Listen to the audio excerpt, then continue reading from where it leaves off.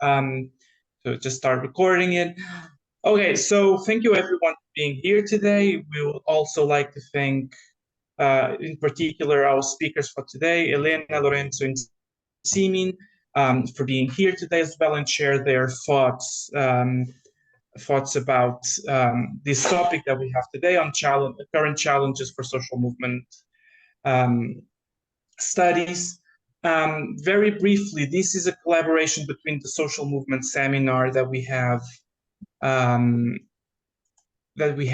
in Lisbon, that's coordinated by Guya and myself, and the CES, the Council of European Studies, the network of social movement studies that is co-chaired by me and Luisa. So we brought everything together for this session and to bring more of other networks to discuss these problems together and these questions together. I'll very briefly just show the page of the seminar and just to show you what we have been doing in the past few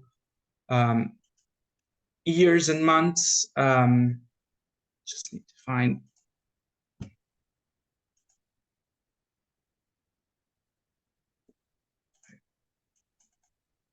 So the seminar was founded and created by Guya, Accornero, and Britta Baumgarten in 2014.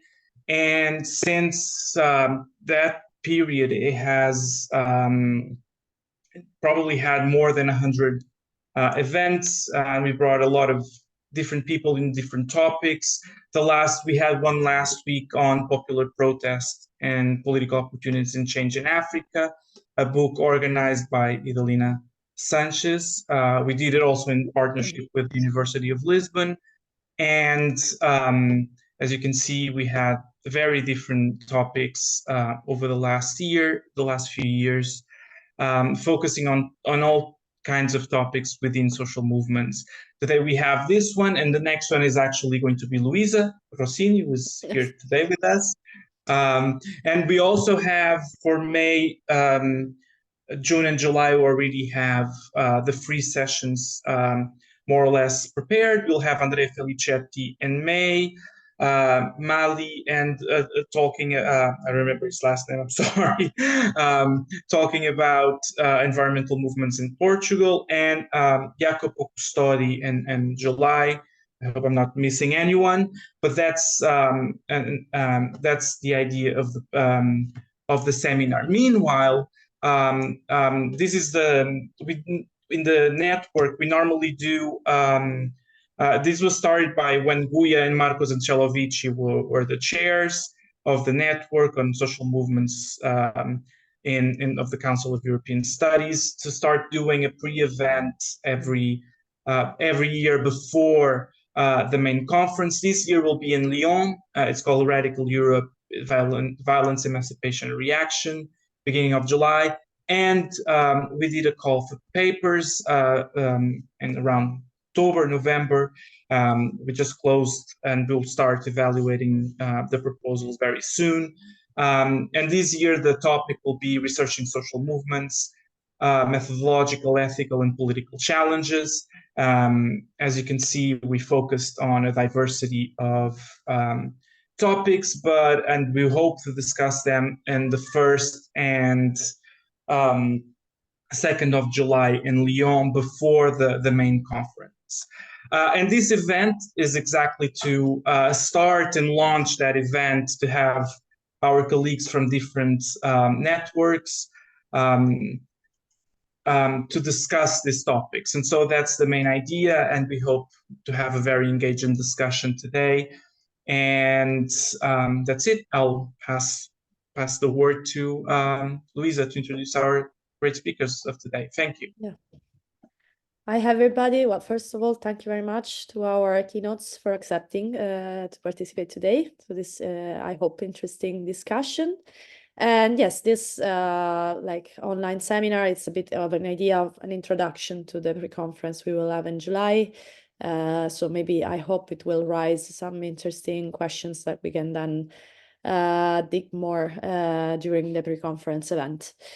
So I just now present briefly our presenters. So the first will be Lorenzo Zamponi, Associate Professor of Sociology at the Scuola Normale Superiore of Florence, in the Faculty of Social and Political Science, where he's also part of the research team in the Center of Social Movement Studies, that is also called Cosmos. His research interests have been focused on social movements, political participation, and collective memory and media analysis, mostly.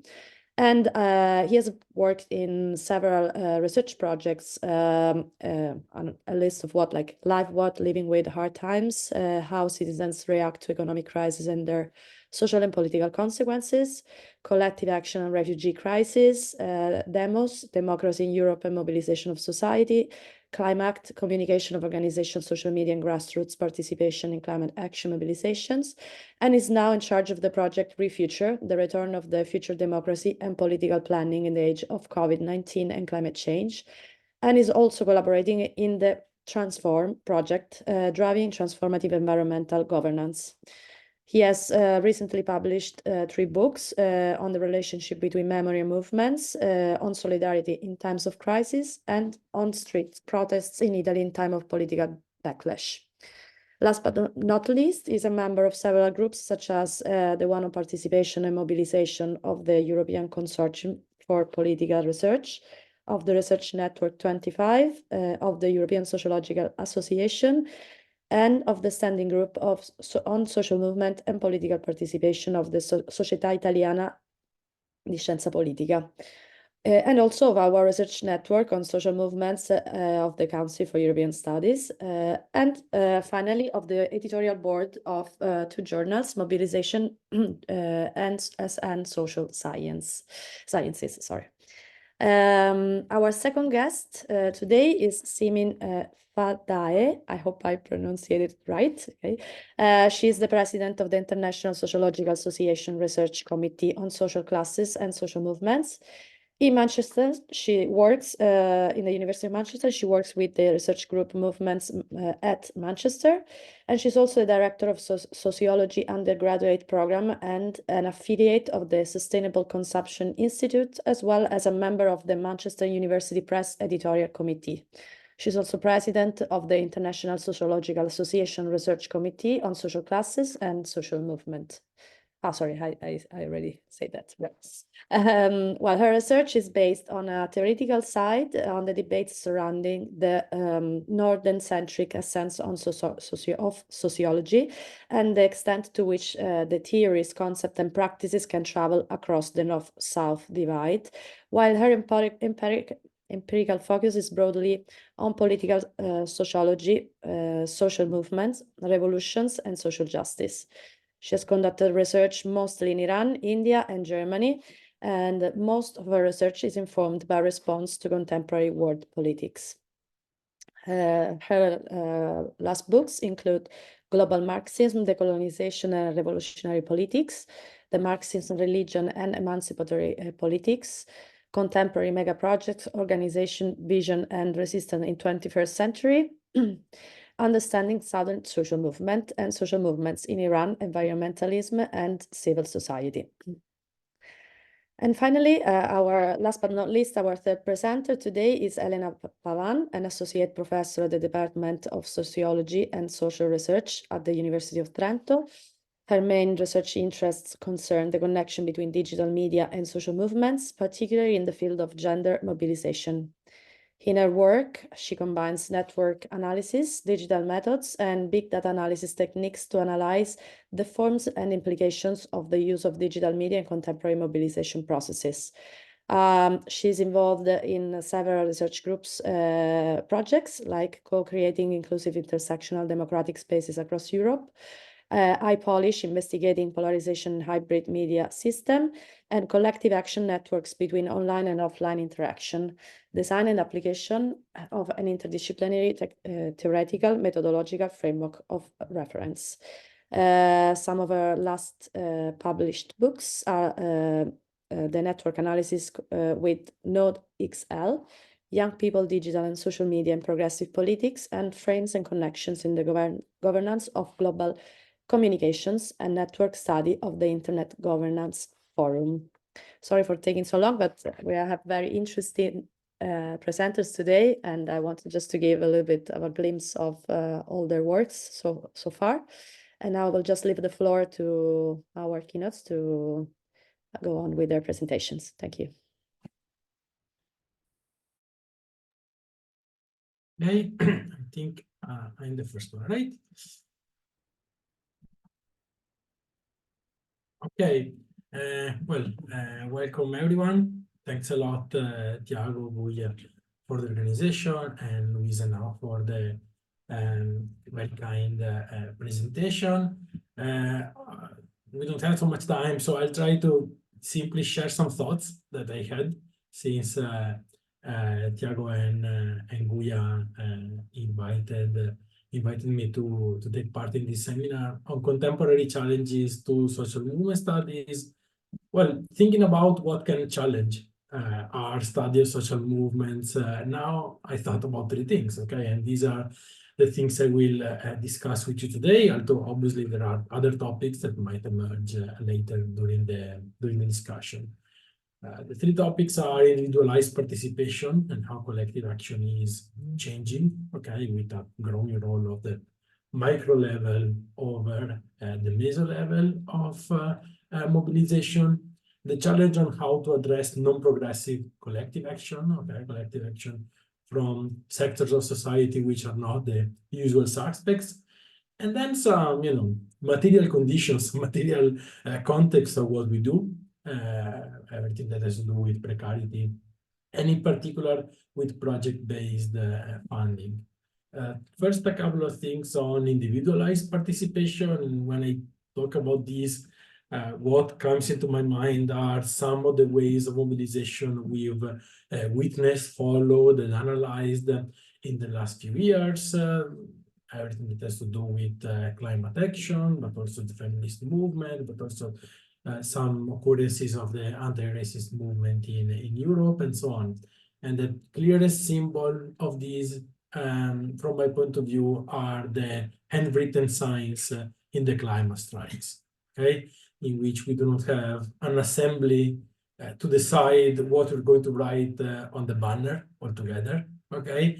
But in which actually everyone can bring its own message from home. Obviously, this is only a symbol, but I think it's a symbol of an ongoing transformation. And this is something that somehow plays into a debate we had more than 10 years ago, discussing 2011, the Arab Spring, Occupy, anti-austerity mobilization in Europe, the whole discussion between collective and connective action. An argument that I didn't buy at the time and that still doesn't convince me, but that, says something, I think, on what we're witnessing in the last few years, which is not disappearance of organized or organization-based forms of collective action, but it is an acceleration of elements which are structurally there in social movements. The idea that participation is individualized and then networked together with other participants, brought both through organized offline networks and to individualized online networks. In every social movement, we witness a certain difference between the activists participating in assemblies and the activists participating in protest events. What I think I've seen in the last few years, it's this cleavage is getting broader, okay? And there are degrees of participation in which occasional individualized participation is becoming more and more relevant from a quantitative point of view in these forms of action. And first of all, this poses us a methodological challenge, because the main methodological tool that is used in the study of social movements, which is qualitative interview, okay, is definitely is definitely less useful than it used to be, because or document analysis, okay, you end up interviewing established activists or analyzing written text, which are representative of a very small portion of the people who participate in the protest event. Now, this is true for every social movement, okay? but it's truer, okay, than it used to be. And in terms of possible answers, I think there is something to be said for using forms, for using methodological tools that are part of our toolbox, but that are usually not at the core of it. Ethnography, for example, okay, but even quantitative methodologies like protest surveys, or also visual analysis, okay, because you end up having to not to focus too much on the written document approved by the assembly, but on the signs that are there in the demonstration, on the Instagram post, and so on and so forth. Now, I say all this without forgetting the mesa dimension. I'm not buying the connective action argument or the complete individualization of participation, but it is something that is going on, okay? And I think we would be foolish if we did not address it. The second thing I wanted to stress is what I call here non-progressive collective action, because we're talking about far-right mobilization, and obviously in this picture we could definitely refer to conservative, reactionary, radical right political cultures, but it's not simply that. If we're talking about the protest connected with the COVID-19 pandemic, the anti-vax demonstration, but even farmers' protests that are taking place throughout Europe, all of these are not immediately classifiable as conservative, reactionary, or far-right, but definitely they are not part of the left libertarian social movement family, or now, what's important from my point of view is that studying this sheds light on some things that we don't like to discuss. First of all, a certain hyper-specialization between people studying social movements and people studying the far right, okay, which are mostly party scholar. And I think this is definitely a challenge. It also, I think it provides a good chance to examine our own biases, okay, in studying movements, things that we usually do not notice because we end up studying movements we agree with.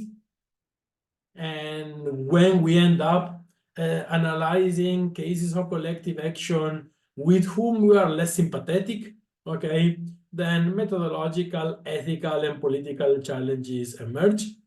I'm thinking about a certain habit of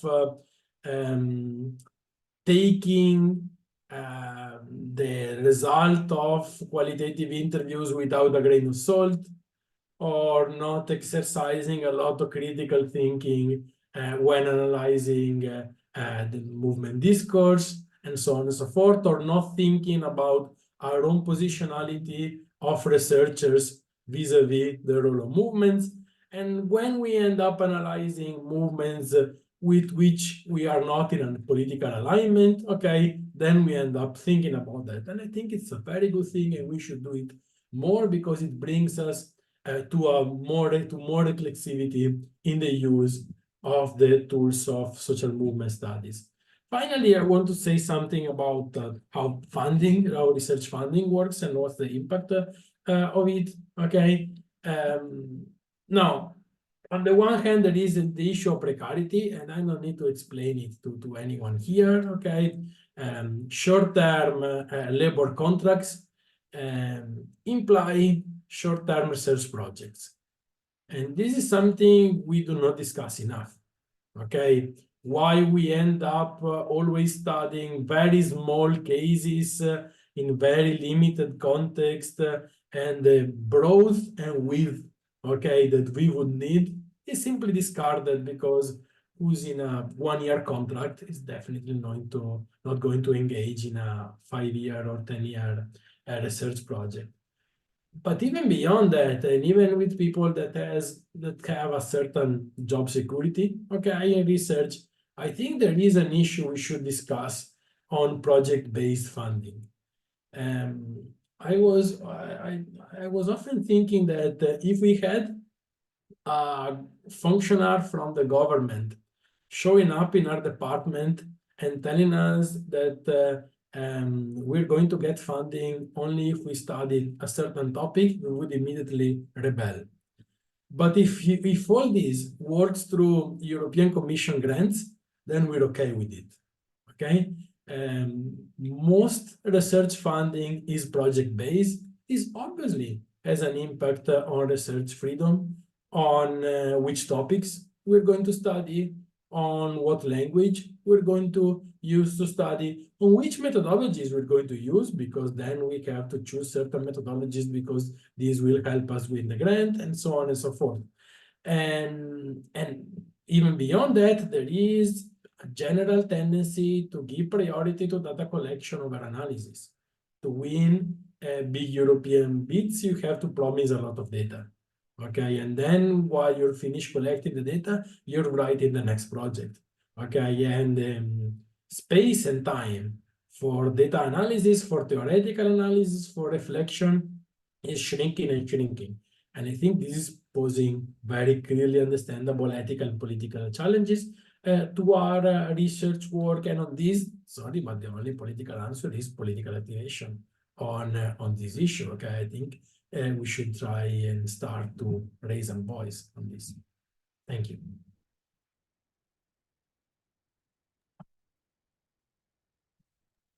Thank you, Lorenzo. Simin?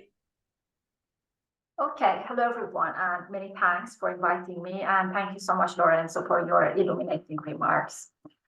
I'm going to talk about a few challenges that I'm currently thinking about myself, and I wanted to share with you as well.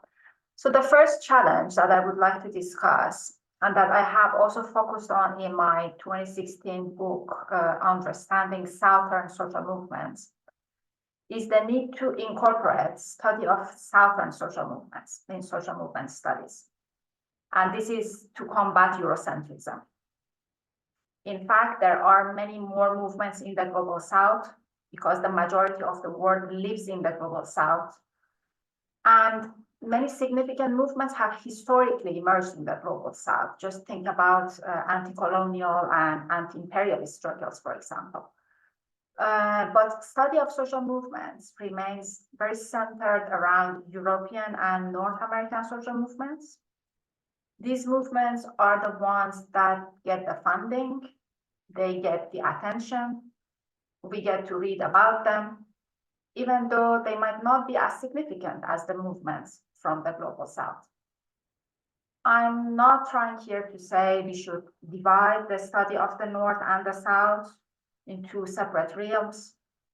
But what I'm suggesting is that we need to include more movements from the Global South, and we need to engage with them, not only from an empirical perspective or as empirical case studies, but theoretically as well. It's very important. Theories need to be developed based on research on Southern social movements. This would make social movement studies more relevant to the world and also more democratic. The second point that I wanted to briefly talk about, and I have tried to address in my forthcoming book, which is called Global Marxism, is bringing in Marxism and Marxist analysis into social movement research. So in the book, I have shown how Marxism is a living tradition, is not dead. It has been the cornerstone of revolutionary practice and theory for numerous leaders and revolutionaries in the Global South, and also for the collective struggles they have led or inspired. I have talked about various struggles and revolutionaries from several regions in the Global South, from Asia to Africa, to Latin America and the Middle East. I have also shown how impact of each revolutionary and struggle goes beyond a single country or region to a continent, and very often to the world. I have demonstrated that Marx himself was never Eurocentric, and that Marxism has been wrongly accused of being Eurocentric. In fact, Marxism has had an enduring continuous influence on decolonization and revolutionary politics in most of the world. Marxism, or global Marxism for that matter, has much to teach us in understanding many contemporary social movements and their battle in fighting injustices that arise from global capitalism, which is a condition we are all living in. I'm obviously not suggesting that we all start using Marxism in movement analysis and abandon everything else and all the other theories. But I am proposing that Marxism needs to come back to analysis of social movements. It has been abandoned. It was there in a period of time in the history of social movement studies. It was quite dominant and prevalent, but it has unfortunately been abandoned. So I'm advocating for its return to social movement research. The third challenge is that what Lorenzo was also speaking about. But I think social movement studies has mainly focused on left-wing and progressive social movements. Of course, there is so much joy in researching movements with progressive values, values that we as social movement researchers resonate with ourselves. It's a lot of fun speaking to activists and movements that are working on progressive matters and issues. But unfortunately today, as Lorenzo was also mentioning, we are living in a world where the right is rising rapidly. We look at India, we look at Argentina, in Germany, we have AfD, and numerous other examples. As social movement scholars, we need more research on right-wing movements to be able to understand their dynamics, their success in attracting so many people and becoming popular. Why is it that they are becoming so popular? How is it that they can attract so many people? But I think we also need to understand the relationship between left-wing progressive social movements and right-wing movements. We need to ask ourselves, what are the similarities and differences between them? Can left-wing social movements learn anything from the right in terms of strategy and repertoire of action to become more successful, to be able to attract more people? Fourth, I think we can say that within the past 2 decades or so, a new repertoire of repression has emerged. A new repertoire of repression has emerged. And it has consolidated at a global level. It affects all regions of the world. It bypasses the borders between liberal democracies, authoritarian and semi-authoritarian regimes. Although social control and repression against social movements and dissent has a long history, and we as social movement researchers are familiar with that history, I think what we see today is the intensification of policing protest events, is the development of diverse methods of surveillance and infiltration, both in social movement actual and virtual mobilizations, with the help of information technology, and also criminalization of activists through enforcement of laws and regulations. Activists, researchers, and journalists are paying a heavy price for remaining a counterpower to an increasingly repressive world. For example, in the past few months, many of us have shockingly witnessed how pro-Palestinian demonstrations in countries like Germany and France, places which are traditionally not associated with the repression of dissent, they're banned. And we have seen systematic silencing of pro-Palestinian dissent, including Jewish pro-Palestinian activism. These are horrifying and so concerning for activists and researchers of social movements. Fifth, And this is my final challenge that I'm going to discuss. I guess we can all agree that we are living in an increasingly critical moment. In the past few years, the economic or cost of living crisis, together with an unprecedented climate crisis, alongside other crises in health and food, have brought humanity to a tipping point. Many of us feel that it is necessary to make public interventions about the status quo and go beyond pure academic writing. I think many of us feel that it is important to write popular pieces, popular articles about social movements we study or are familiar with. We feel that it is important to share our knowledge with movements that we care about, to share our knowledge with the public, to influence their opinion about movements that we care about. But this is not an easy task. There are so many questions that can be posed here. At what point do we make a public intervention? And how do we actually do it? Where do we write about things we would like to say about social movements? How do we choose the right outlets? How do we bypass censorship?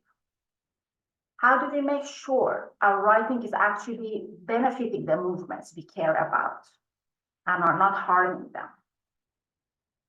How do we write publicly about sensitive topics related to social movements? When do we as social movement scholars get involved in the movements that we study? And when do we distance ourselves from them and try to purely observe? How can we best learn from the movements we care about and at the same time help them with our knowledge of social movements? These questions bring a lot of responsibility, I think, and many challenges for social movement researchers that need to be thought through very carefully before any action is taken. And I stop here. Thank you. Thank you, Simin, so much for your enlightening reflection. And I will give the floor to Elena. Hi, everyone. Thank you for having me here. And thank you, Simin and Lorenzo, for your fantastic inputs. I am going to share very quickly my screen here, if I manage. Can you see it? Yes, I hope so. Okay, so instead of having more challenges in a row like Lorenzo and Simin just did, I wanted to start from one thing that for me has emerged as a challenge lately, and it brings with itself three sets of related challenges.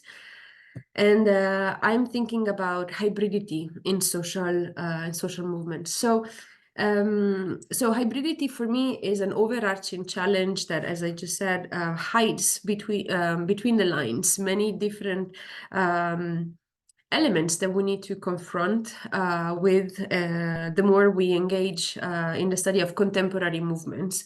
So it's a challenge that for me, it's very important looking forward to the future also of social movement studies. To be fair with you, we are kind of acquainted with some forms of hybridity, although we haven't actually never very often labeled them as such. We are acquainted with the fact that multiple type of actors participate and actually make social movement happens. We are acquainted with the fact that we do have multiple components to social movement processes, just to mention a few: organizational, symbolic elements, communication elements. So we're kind of, we speak more of the time in terms of diversity, but we don't really push forward this idea of hybridity, which is in fact the fact that all of these elements actually intertwine together. And there's a last trait of hybridity that we have become perhaps more acquainted in the last 15 years or so, which is the dimensional hybridity of social movements, the fact that they develop both online and offline. And yet this is, I think, the one level of hybridity that we are still having more problems dealing with. So if we dimensional hybridity for me is, as I said, overarching, is a premise to any other form of movement hybridity. Because if we start from the assumption, and we don't really take that step too often, but if we start from the assumption that movement happens at the same time, both online and offline, in physical and mediated in mediated forms, then we must just not acknowledge, but we actually have to find ways to dealing with all the complexity that this hybridity brings with itself.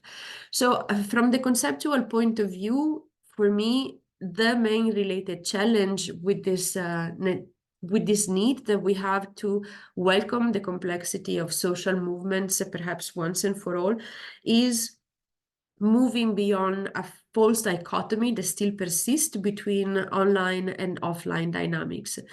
So this dichotomy actually has become very prominent over the last 15 years or so, when we started to look at the online dimension and what was happening in the online space by, for example, investigating networks between in the very prehistoric way of the digital social movement research, networks between websites or email exchanges between activists. So we started to look at the online world, and then we ended up designing very complex systems of communication exchanges on social media, and using multiple type of data that comes from digital technologies to actually understand what was going on between, I would say, the curtain of the computer screen, because we knew that something was happening, but we didn't know what was actually taking place there. And so we started to investigate the digital space as a space in which collective identities are collectively shaped, in which transformation like those that, for example, Lorenzo discussed at the beginning in terms of individualization of political participation and collective action were taking place. But the more we looked at the online space, of course, the offline dimension was also remaining important. We continued to investigate movements in the streets and in the squares. And somehow, very naturally, the field of social movement has restructured itself along two parallel tracks. Attention, or our gaze, directed either online or offline. And of course, none of us has ever argued that everything that is happening online or offline exhausts the totality of the movement. But at the same time, we also always treated hybridity between these two dimensions and all the actors, all the components, all the exchanges that happen in these different spaces as intertwined. So for me, the very conceptual challenge is not only moving beyond this false dichotomy between online and offline, but is very much erasing what is persisting as a hierarchy between these two levels, whatever is the point of departure that you take. Because if you study offline dynamics, you say that what's happening online also most of the time preludes to what is more important, which is a street demonstration. And if you study online, you say that without that online communication, that street protest will never have existed. And I think that this is just as detrimental as it can be for the study of social movement, because the movement happens in both places and is it's lived through these experiences at the same time. And I think that this is also so this is a conceptual problem that we have, but it's also a methodological one, and it's actually the conceptual limitation. It's also linked to the methodological approaches that we have been employing this far. The fact that we really think about movements, even when we say that they are networks, even when we say that they are processes, we continue to think in linear terms. Whereas if we accept hybridity, I really very much like to see social movement as metaphorically represented by this idea of the nomadic space that Deleuze and Guattari had pushed forward a very long time ago, like a space in which you can actually roam in within without having a precise point of departure and a precise point of arrival. And I think that the methods that we have used so far are kind of inviting that linearity because they were developed to study very precise spaces. So to add dimensionality to those spaces, for example, when I think of the label that we give to in-depth interviews, it's because we want to give deepness to the experience of individuals. Whereas when we want to have a broader idea, we survey what is going on. And so the linearity that we are kind of used to is also a byproduct of the methods that we continue to be educated with as the methods for studying social movements. Even, and I say this as a network scholar that has always used non-linear, thought that I was not using linear methods to study social movements. And for here, I don't have like when I say that, for example, a solution to the conceptual challenge is very much embracing this idea of complexity, I don't have a straightforward methodological solution to this, but I can ensure you that if you try to play at the margins of the methods, like, for example, we are trying to do with networks, for example, reversing the perspective that we are more interested in the margins of the movement network rather than on the core, the method itself becomes something that it's repurposed and becomes absolutely, I would say, almost revolutionary.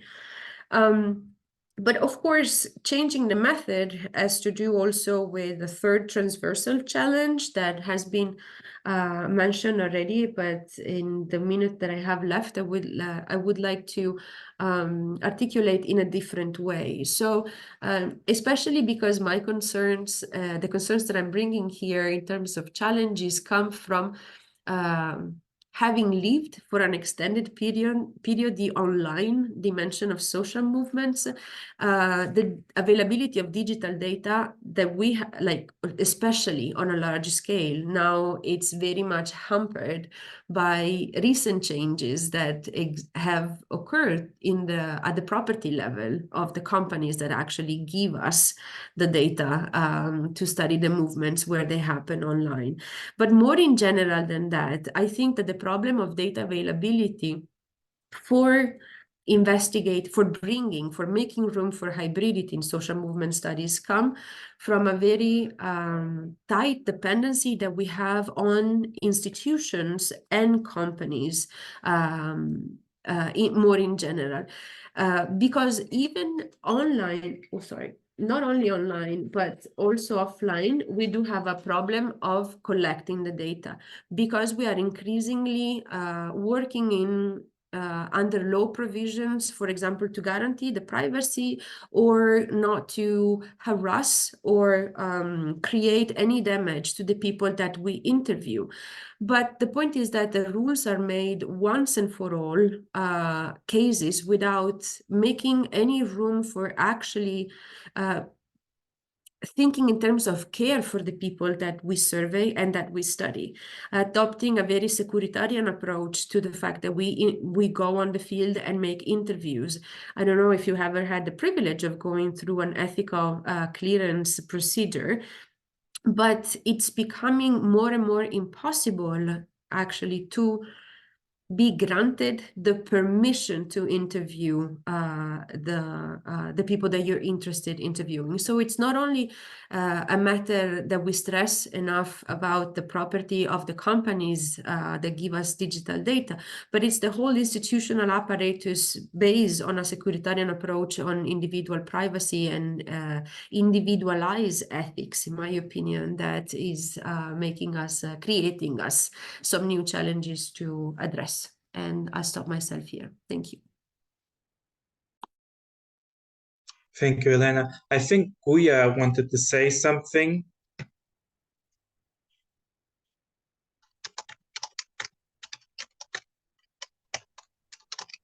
Ciao, Guya. Wait. Yeah,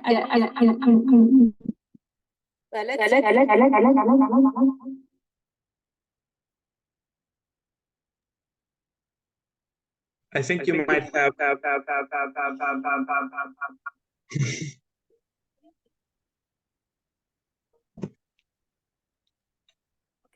think that now is because you can hear me, but in the room they cannot. But okay, it is the only way I have to talk with them a moment. So I'm sorry for that. We have some issue in the room because we aren't students. So here are the students. And so yeah, we have some technical, very technological university, but I want at least to say you hi and welcome you here and tell you that I'm very happy to have this joint session. And Tiago and Luisa will continue the moderation. And just in the case that someone else want to make some question from the room, I will use the same method. So I use my phone for the questions and we come back. So just to, I let you the floor and thank you very much for your intervention. Very nice debate. Thank you. Okay.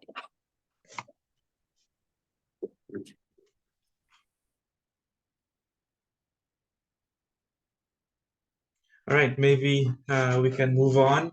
Thank you, Guya, and it's a shame that you can't be more present with us today. I was discussing that with Luisa on the chat, that maybe we could start by thanking you for your reflection once again. You brought a lot of food for thought. And we might have my research assistant joining in. But she always likes to come in the camera. But yeah, thank you for it. I think there's a lot of agreements, but also maybe some tensions that we can explore in the debate. Then we also have other members of the board of the CES network present, apart from Guya and Luisa, but I think we also have Gabriele and Marco. But I was thinking of doing a bit of summary. I apologize if I'm not saying everything that you said, but I think there were mainly 3 points from all your from everything that you said. One has to do with ongoing trends, and these are basically individualization, non-progressive groups, Southern movements, repression, and hybridity. But also it's important here to focus and to highlight that some of you said that we have basically non-progressive movements and Southern movements as either less visible or that have been forgotten in a way. And finally, a third point that I wasn't really expecting, but I think it's really important, is the conditions for research. And I forgot on the ongoing trends, also repression. And I think in terms of the last point that I think comes in what the 3 of you said is the conditions for research, actually. The precarity and the funding-based research. And also, how do we get involved with the overall public? I think both, I think in a way, all of you talk about political activation, or how do we engage with the public, but also with the movements. And lastly, the difficulties with ethical procedures and ethical committees, And also given, and I have this issue myself with some of the research that I do on the access to big data. If a few years ago you could scrape some data, actually today it might be a bit harder because there's some barriers in place. But as Elena was saying, the digital data access might be a bit more difficult these days. But sorry for this quick recap. I hope I didn't forget anything anyway. But I would ask you, first of all, to the three of you, if you have any comments on each other, on each other's reflections. And also, it seemed to me that there was a little bit of a sense of no optimism in some of the things that he said. So I would like you to comment on that if possible.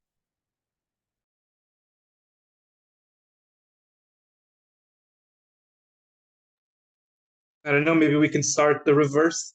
We start with Elena and then we finish with Lorenzo. Thank you. All very good points. So let me start on the tendency that we have to be very pessimistic. But I think it's just, I don't really think that it's being pessimistic. It's very much being aware for all of us, I think, about the fact that it's, I think it's healthy to reflect on the challenges for social movement studies, because in fact, it shows that we are questioning ourselves, and precisely because we question ourselves, it means that we still care about what we're doing. I don't see many branches of sociology, for example, that have such a self-critical approach towards themselves. So I think that this is very healthy and should be very much welcome. I think that if you put together, like you just did, Tiago, all the points that we made, we definitely have a kind of complex scenario in front of us. And at the same time, we clearly know where action should be directed at. I think that each of us has brought to the table challenges that they are facing in their own research. And so this is why, for example, I would like to ask Simin one point that interests me a lot is that how, for example, how do we actually include movements from the South without co-opting the gaze, that without a cooptation gaze, for example, like approaching movement from the South being a person from the North, for example, with only limited knowledge about. So it's a matter of positionality. And I think that, and I speak for the experience of somebody that has been working not a lot, but some, on feminist and LGBTQAI movements, all in a sudden, when it becomes very popular, everybody thinks that they're feminist. Everybody thinks that they are allies to the LGBTQAI movements. And I think, and I'm not talking about public opinion, because this might also be a prerogative of public opinion, not just something like that they do forcefully. But if we are so committed to actually take the right direction for the future, then I think that moving the gaze to the movements of the South requires us much more than just finding a new object of study. So, and I would like to know what you think about this. And instead, what I liked in particular, between the points that Lorenzo has discussed, is the first one on the individualization of protest, because it's I never bought myself the collective versus connective point, for example, but at the same time, I think that there's a tension. There's always been a tension between the individual level and the collective level, and the fact that we have never actually discussed that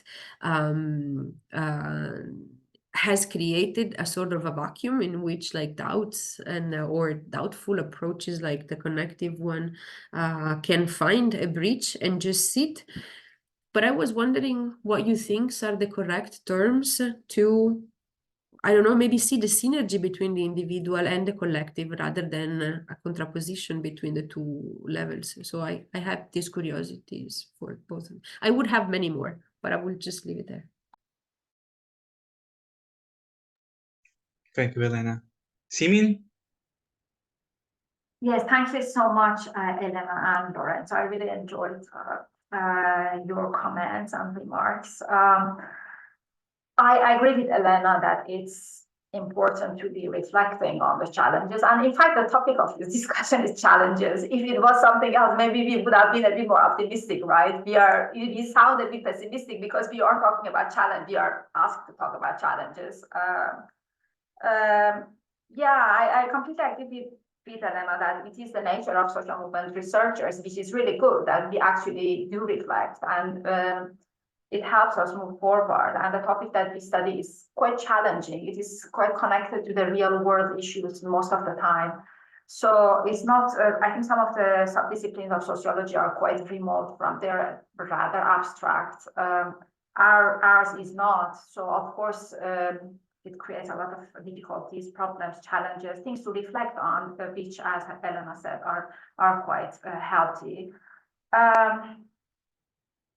To answer the question that you posed to me, Elena, you're right. I think it is not that easy to be a scholar from the global north and all of a sudden say, I want to study movement from the global south. That's very, very hard. And that's also not what I had suggested. What I suggested is that we need to be more open to, for example, Lorenzo was talking about funding issues, right? So a lot of funding actually goes to movements from the global north. That's the reality. Just look at the list of what is funded. Research on the global south and about the global south, movements of the global south is usually not funded. So there are some structural challenges that need to be addressed, in my opinion. So we need to think more systematically about incorporating social movements from the global south in our research. It is very challenging to say and to think that a researcher from the global north can all of a sudden change their research topic and go study the south because of the positionality and all the challenges that you mentioned, Elena, that I completely agree with. So my point was more that for example, if you have you're applying for a large project, try to incorporate the researcher from the global south who is going to do research on the global south as well, and then take their perspective quite seriously in our project, instead of, for example, only focusing on different case studies from the global north. You know what I mean? So try to structurally address this problem. And those scholars who do study the global south, and they are not few. We have a lot of scholars who do study global south and its movements. They need to be taken more seriously. They need to enter our conversations more. There should be more dialogue between the scholars from the global north and the scholars from the global south, those who study the global south and those who study the global north. And I think it is within this dialogue that a lot of interesting thing emerges. And it is within this, with this dialogue that social movement studies can become more democratic.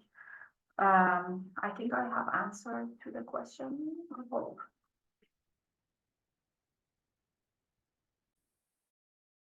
Thank you, Lorenzo. Yes, no, I agree. I had to say with most has been said. I'll try to address some of the issues we were discussing. Well, first of all, about optimism. As Simin just said, the topic was challenges, so that's why we were focusing on these. Then again, in the last few years, I've been mainly analyzing the climate action, and thinking about climate is, on the one hand, it's very difficult to be optimistic. On the other hand, you meet a lot of enthusiasm. Okay, so that's the antidote, I think, is that massive level of collective action we are seeing. And on this line, I would like also to answer what Elena was asking on the individual and collective. I do agree that it is not a dichotomy. It's not something mutually exclusive. I always mention when I talk about the use of science in the climate strikes, that sure, everyone writes their own sign at home, but if you read them, they are in strong connection to each other, and they're still brought to a public space, and they're still part of a common conversation. That's why also at the end they said, look, we shouldn't forget the meso level of organization, because I do not think that this is a completely individualized form of action. I do think that sharing the public space and sharing a public conversation is still a core element, of these forms of action. It simply works in different ways, and the collective element is networked in a different way than it used to. But I still think this is central, and then looking at how the individual and collective level influence each other is definitely the most interesting part. I would also address something that Simin now was saying on funding.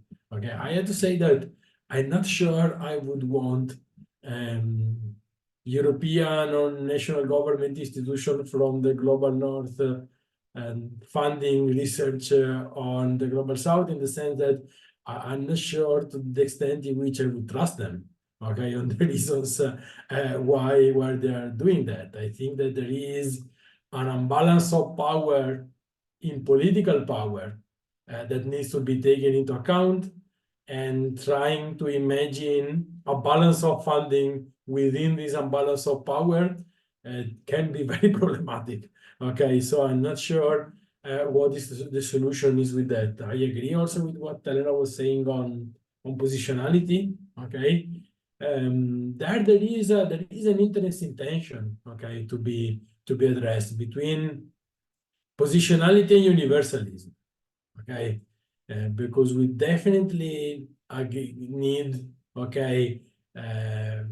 voices that are rooted in the social context they are addressing, but we also need, as Simin was saying, the capacity to have a common conversation. And this is definitely not easy. If research ends up being boxed, and I often see it boxed in area studies, in individual case studies, and so on. But this is what I have to say.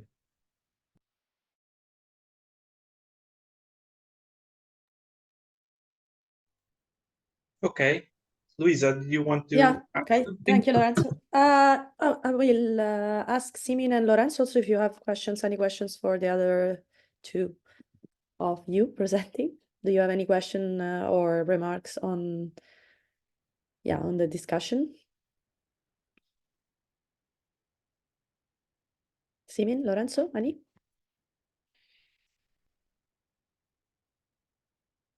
Can you hear me? Yes. Yeah, okay, sorry. But yeah,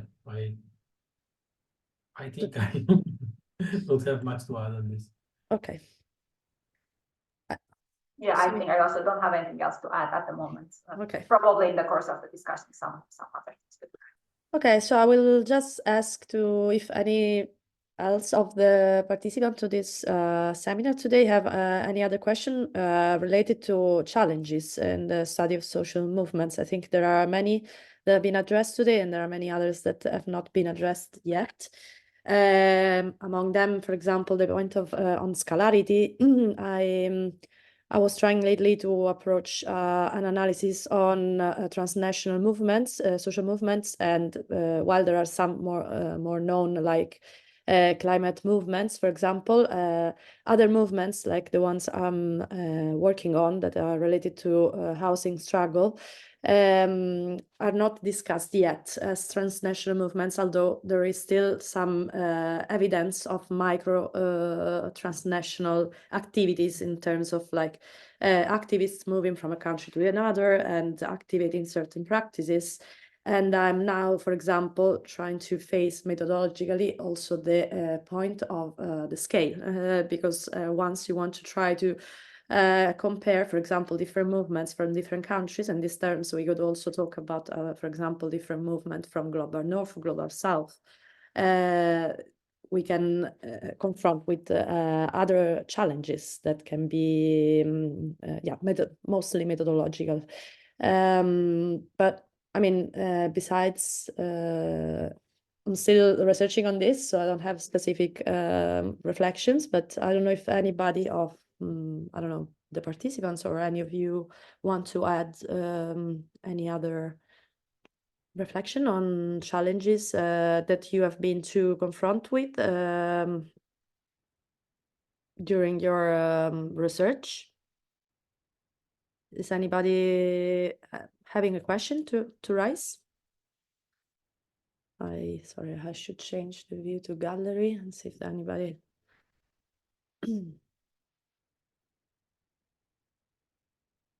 Anna Zelnina, raise her hands. Okay, Anna, when you want, please go ahead. Yes, thank you so much. Can you hear me okay? Sure. Great.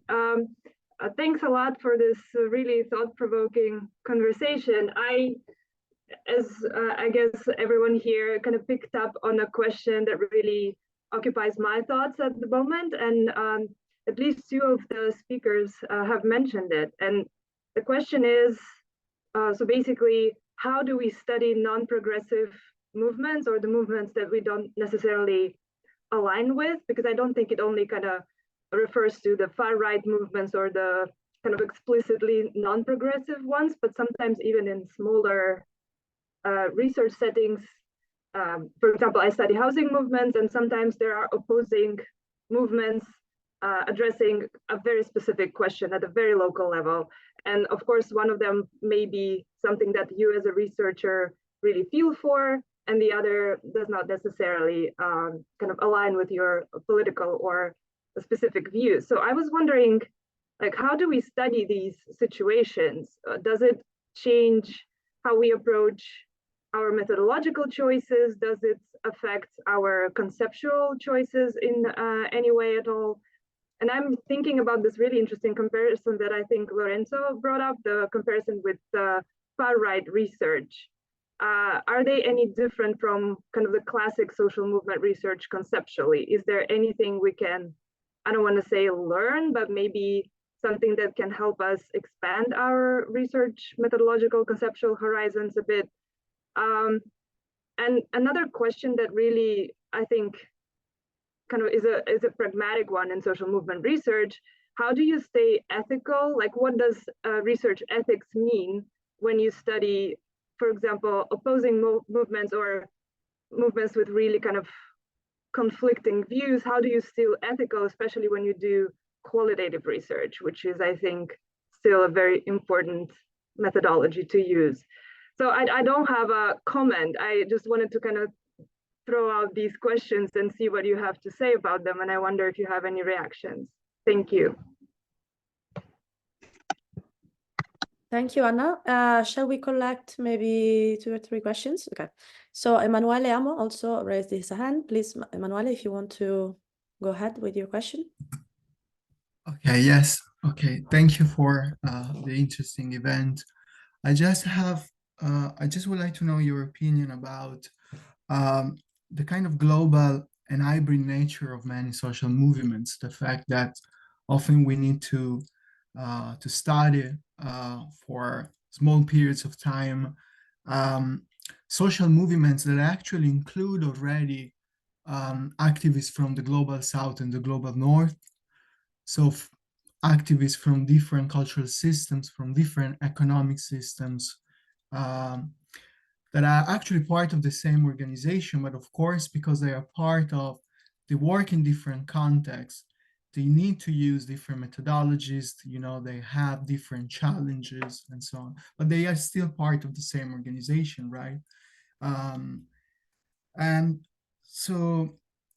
that's of course relates to the kind of global and hybrid nature of social movements. So this is something that I see as a challenge.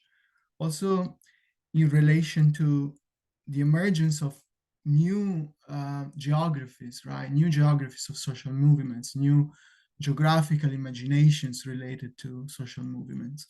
So I would like to know if you have experience of working with global movements. That's why sometimes I don't see the problem of including activists from the global south in works on social movements, because I believe that many social movements now are international in the sense that they contain different knowledge systems and they act through a knowledge exchange. Particularly, I think about food movements or environmental organizations. So I would like to know what you think about it. Thank you, Manuele. So maybe we get the Guya question, and then we go ahead. Okay. Can you hear me well? Yes. See? Okay. So thank you for the very interesting debate and also the questions. And I can say also hi to the friends, Hara, Tom, Anna, etc. One question is about this bridging and this dialogue between global North and global South. There were already certain attempts of collaboration between scholars that I think are very productive, because there are a lot of false misunderstanding and sometimes resistances, I think. But also I think that social movement theory is a little bit also what Elena mentioned before. Social movement theory was really framed in the global North. But on the other side, we have a lot of other. I think that we need to also to have increase the plurality of our theoretical and methodological instrument, because with the ones that we usually use in social movement theory, we may miss the adequate lenses to detect movements that sometimes they're not really the movements that we expect, are not in the street. There are a lot of what the James Scott called the hidden forms of protest, and this kind of daily practices. So forms of protest are not exactly in the street. They're not exactly so evident. And also linked to this, I think that also maybe, and I really would like to know your view, and particularly by Simin, about the fact where is the global South, where is the global North, and because I think that of course these are the conceptual definition, and to what extent they are really geographically so clearly defined if we don't have a lot of global South also in the North and vice versa.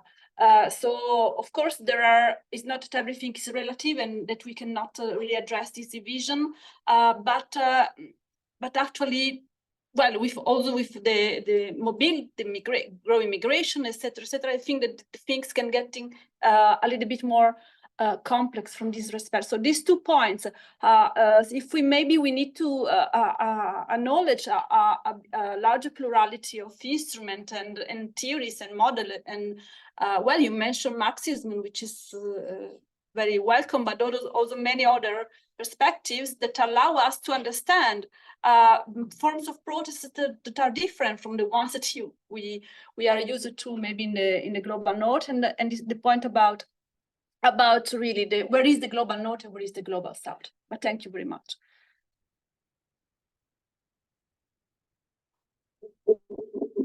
Thank you, Guya.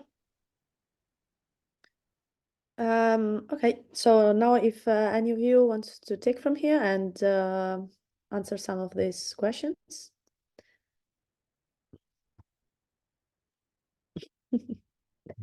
Okay. Back to the old Thank you, order. Lorenzo. Okay, let's get back to the old order now. On how to study non-progressive movements. Well, seriously, in the sense that as I said before, I think it is a challenge that should make us reconsider how we study movements in general, and the extent in which we're able to critically engage with the reality we're addressing, and not simply repeating what people tell us in interviews. And I think it's a very interesting challenge. Now, the question was also partially about what can we learn about existing research on the far right. I think definitely there is stuff that we can learn. The problem in addressing that literature is that traditionally is most about parties. And now, the last few years, there's been a lot of research on parties and movement parties interaction on the far right. And this is, I think, something with which we should engage. On research ethics, I think this is a very interesting point. Okay, on what studying movements we don't align with, which challenges it poses to us from an ethical point of view. I think it's a matter of reflexivity and of assessing and addressing your own political standing. Okay, because when we're talking about research ethics, and I discuss this often with students, we're discussing about two different things. Because on the one hand, we're talking about ethical standards within the scientific community. You should do research in a certain way, certain behaviors are not accepted, and so on and so forth. On the other hand, we're talking about being at ease with yourself, with your own conscience, with your own political standing, and it's something that really depends on your own positionality, and you should address it. For example, on a matter like restitution, I think we can, and it's only an example, I think it's it's an ethical standard in the scientific community that when you engage with a collective actor, you should negotiate a certain level of restitution of the results of your research. But then which kind of restitution really depends on my own position in respect to this collective actor, because if it is something with which I could sympathize or have a certain level of solidarity, I can participate in public events together with them and share their voice and so on and so forth. If there are people, mobilizing on something that I really think is dangerous, well, of course, I will negotiate a different level of restitution, which I will provide them with a copy of everything we write and maybe make myself available for internal discussion, but I wouldn't share a public presentation with them, for example. And this is only a very basic and concrete example, okay, on how studying non-progressive movements with people that come from a certain background really has to engage our own position and researchers and make us think about what we want to contribute with, okay? And the fact that we should treat people with respect, no matter their political position, but then we don't want to help or foster the position or strengthen the position of every actor in the world. And on the other things, very quickly, activists from the global south in the global north setting, okay, that's a very interesting point. It emerges a lot, I think, in research on migrant agency, for example, because often researchers in social movements study migrant agency, treat people as they were born migrants, as they didn't have a life before migration, okay? And when you do research on that, and I've been supervising a dissertation on this very recently, and you end up through life histories, through many things you can do, you end up uncovering a whole trajectory of political activism before migration. That's, and then a migrant activist in Europe, he was a political activist before, that now does migrant activism because now it's a phase of their life in which they're migrants. Okay, and this is something that I think should help us widen the lenses with which we address these issues. And finally, because I've already told too much on what Guya was saying on theories, definitely, I think that there is the need to innovate theoretically. This is what I was hinting at with my brief comment on positionality and universalism before. That we need to be able to have scholars which are rooted in a certain social environment, but on the other hand, who are able to share, okay, a conversation on especially on theory with everyone else, okay? Because in this way, we really innovate theory. And in this way, research on the Global South then really matters and really affects. Okay, otherwise it's closed in a box here. Sure, we have a chapter on a Global South case that doesn't impact on anything else. Okay, and this is, sorry, but this is checking a box that you need to win a grant or something. This is not really engaging with what's happening and, you know, and letting it have an impact on what we are doing.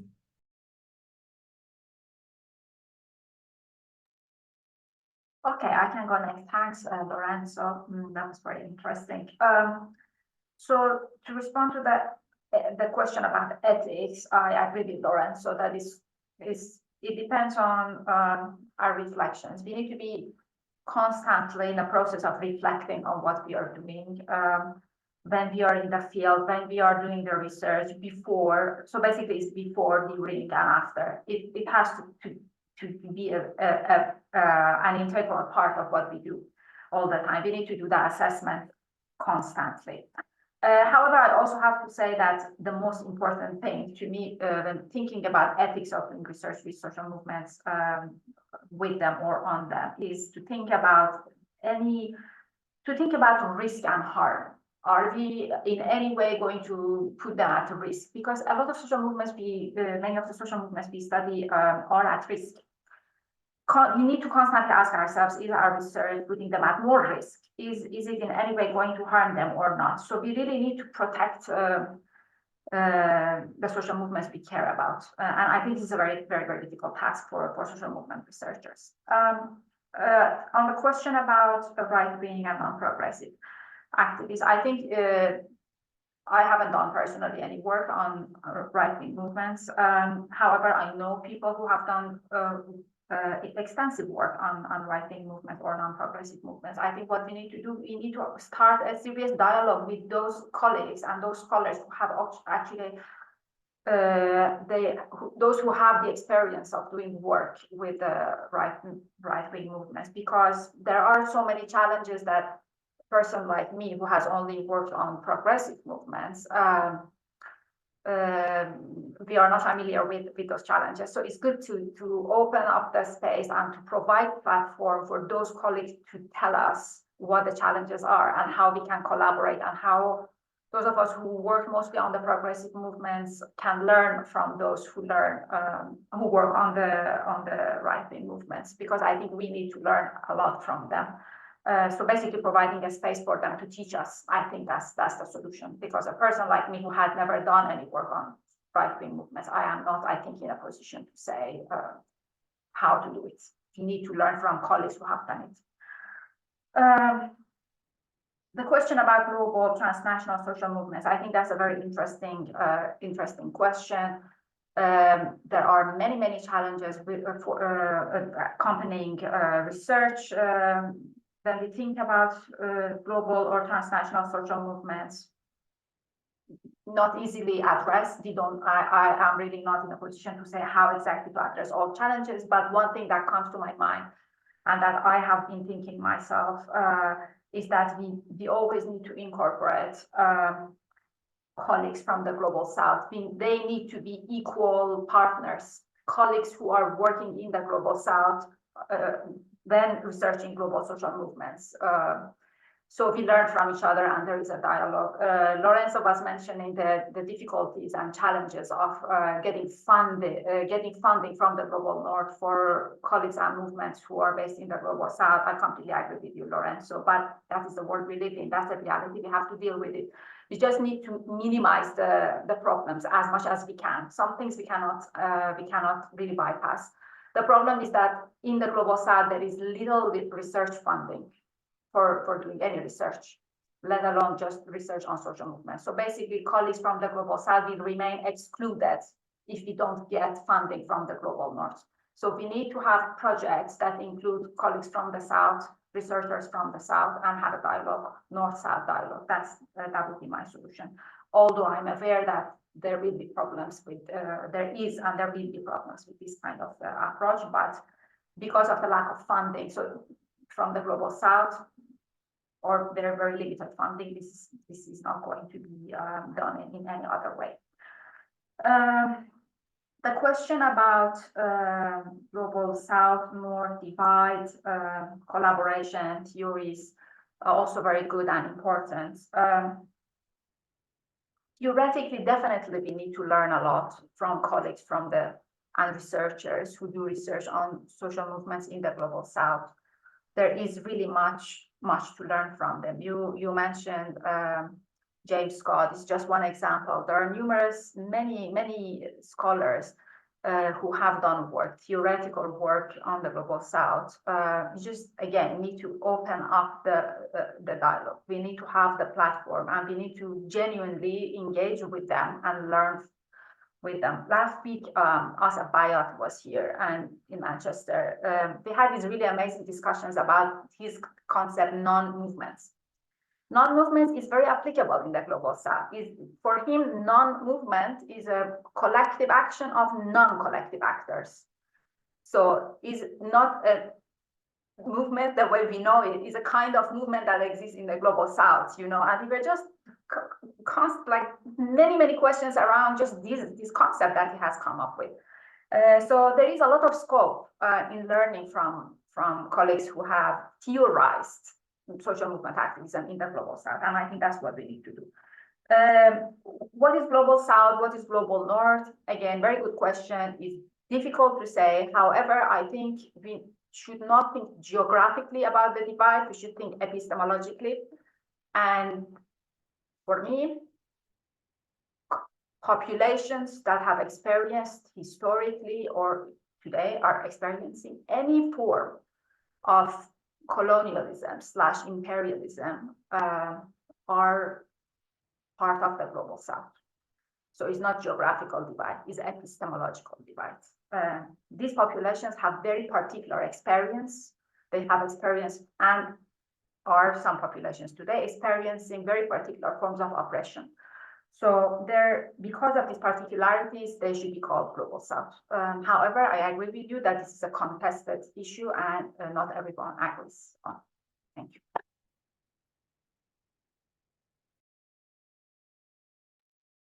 Elena, do you want to add something? Yeah, quickly, I think, so I will not add anything to what has been already said by Simin and Lorenzo, but maybe I think that a common thread between the questions that have been posed, especially in terms of like, how do we, for example, Luisa, your question of the problem of handling with movement scale, or the point that Guya made about how much our theory and our methods are still adequate.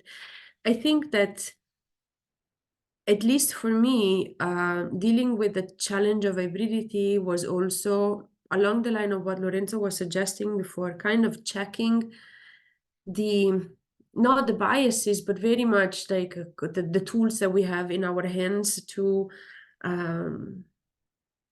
actually accommodate the reality that we witness as critical observers of reality around us. So, and not actually, and I think that one of the ways of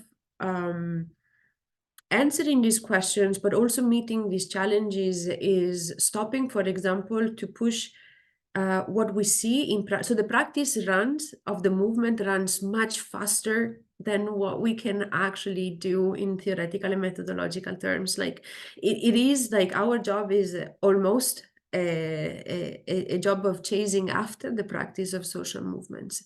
And I think that one of the limitations that actually is now provoking all these challenges is that for a very long time, we put the practice of the movements inside the boxes of the theory and the boxes of the movements. Whereas I think that we are now acquainted enough with movements themselves that we can actually really try to play at the margins and perhaps even reinterpret some categories that we have used for a very long time, such as like transnationalism of movements. Do we think it in terms of activists just crossing the borders and being active in different places, or can we creatively rethink transnationalism, for example, in terms of sharing in different spaces and in different urban contexts, for example, the same claims, because that will actually I don't know, maybe become revelatory of something new, something that we didn't notice. So eventually, I think that one of our biggest problem in general is that we keep asking always the same questions. So whether this is individual or collective, although like we were discussing with Lorenzo before, we're not using these dichotomies, but we keep asking almost the same questions over and over again in different facets, in different ways. And I think that there's a very good reason for continuing asking the same questions, but we also, I think, should be brave enough to start asking new questions. For example, how do I see from a different epistemological point of view the same mobilization that I've been studying for ages, just because instead of starting from a positivist empiricist point of view, I embrace a different epistemology, maybe from the South. So yeah, I mean, I think that we can meet the challenges if we dare to meet them. And I mean, if we get published by always using the same toolboxes or the same question, fine, because at some point we need not to be precarious anymore. But like maybe we can carve ourselves some space to experiment at the margins. I think that could be prolific. Sure, that's really true. Thank you, Elena. So we still have Marco Allegra wanted to ask a question. Marco, please, if you want still to ask your question, go ahead. No, it was just a follow up actually to Guya's observation about the global South and global North. But no problem. Go on. I don't know. Maybe ask the question, no? If you have a question. Okay, it's a very kind invitation, so I will take it. No, I have to say that I think I tend to agree with Guya with her perplexity about the global South and global North divide, in the sense that there will be a lot of different situations, historical situations, and as far as the academic hierarchy or pyramid goes, I think that there are many different Norths and many different Souths. If we look at mainstream academic production in whatever field, I think social movement studies, urban studies, whatever, and we look at that from, let's say, a Portuguese perspective or an Italian perspective, we could conclude that there is a global North that is above Portugal and Italy, because most of urban theory, for example, has been produced in the Anglo-Saxon world based on case studies like Manchester or Newcastle or whatever. So there's always a North for every South, I think, in this respect. What I think is interesting is what, for example, Jennifer Robinson would call sociology on a world scale. That is the idea that every empirical ground is a fertile ground for observing social reality, and so theory could be produced by observing Portugal, Brazil, Western Europe, or the Alentejo, or whatever small island. And this is good, for example, and this is true, for example, historically from anthropology. No, every remote Pacific island can be a ground to produce what we could call universal theories, although universal theories in social sciences are not exactly as universal theories in physics.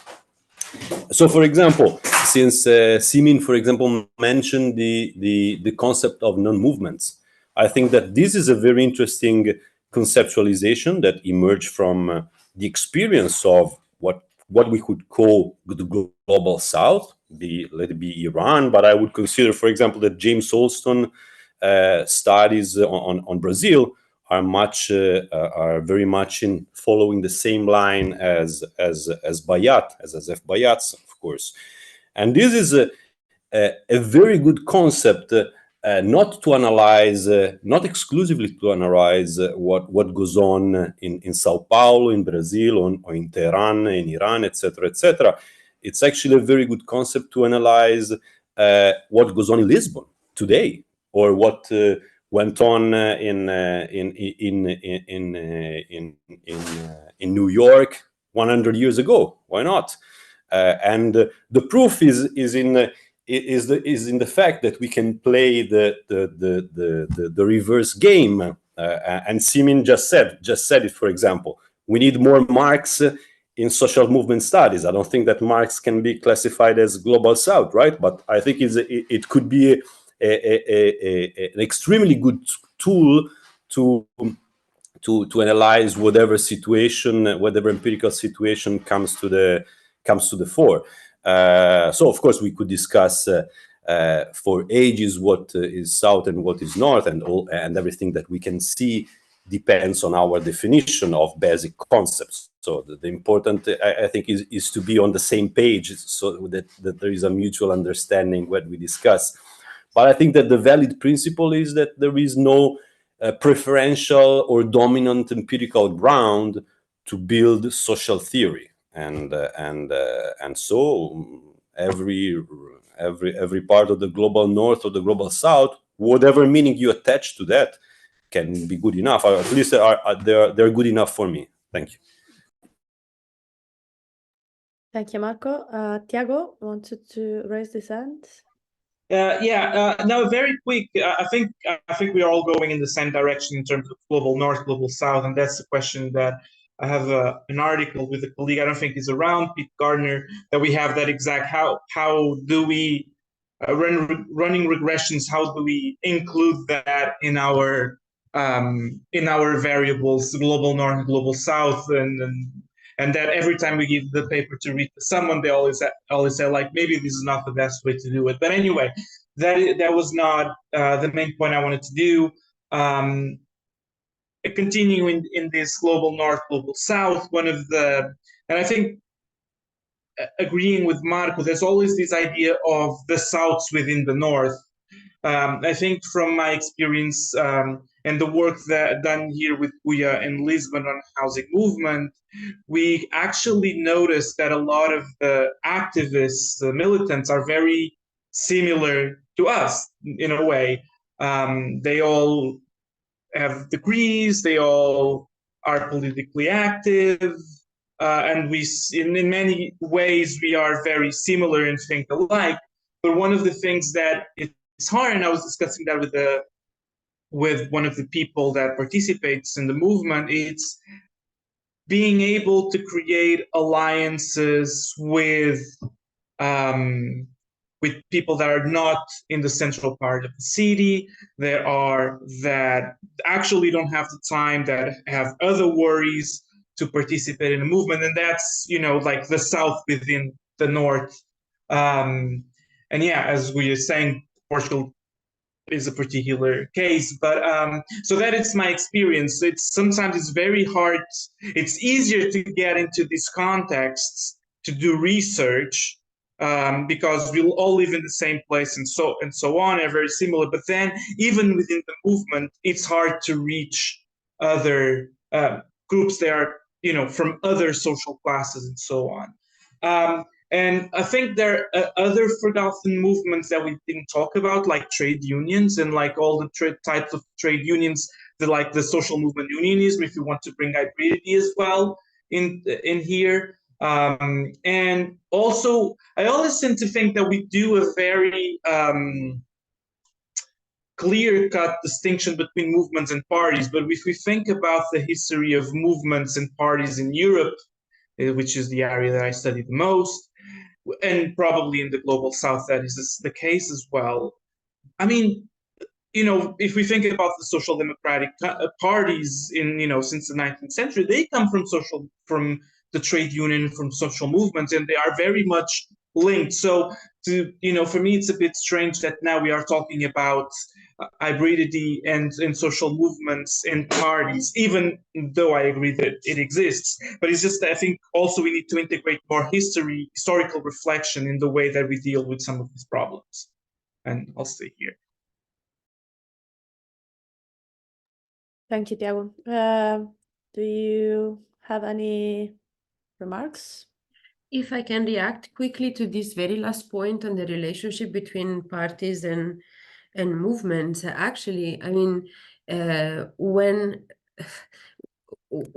we say that we are kind of acquainted with the fact that a diverse range of actors participate to movement dynamics.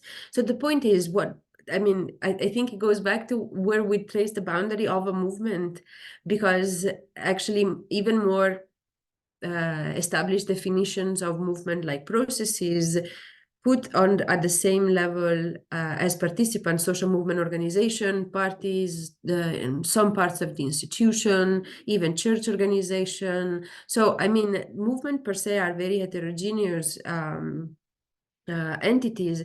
I think that a better question is, why don't parties belong to those networks anymore?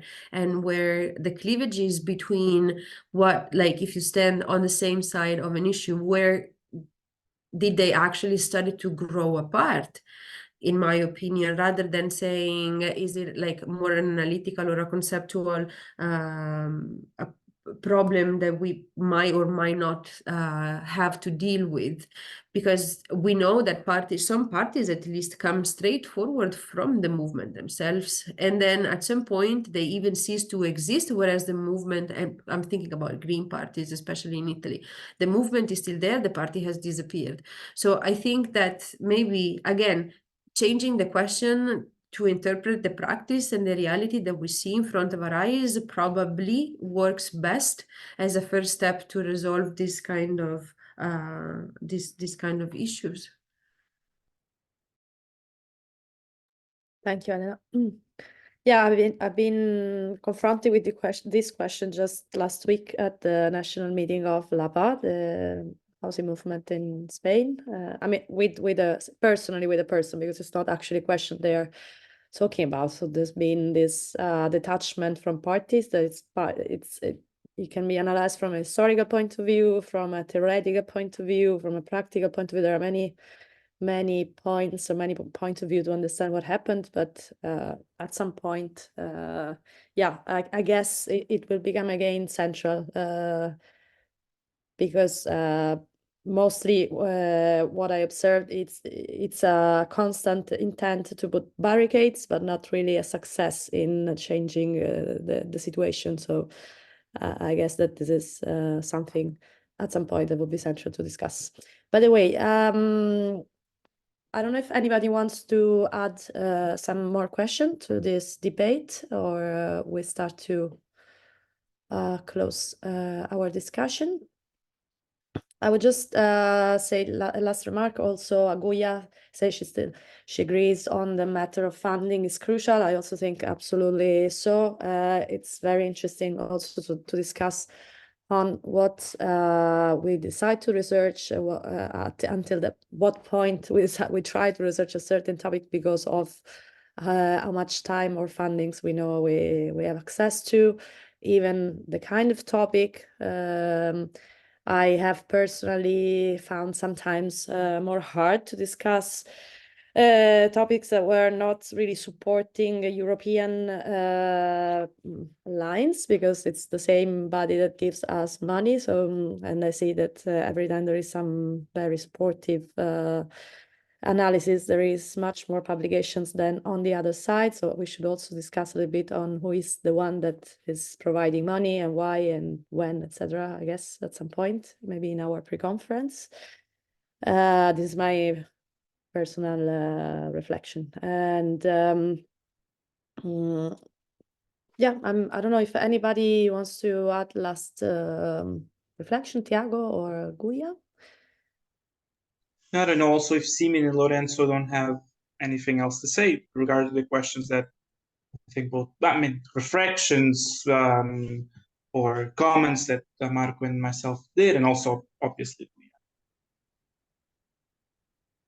Guya, do you want to add something?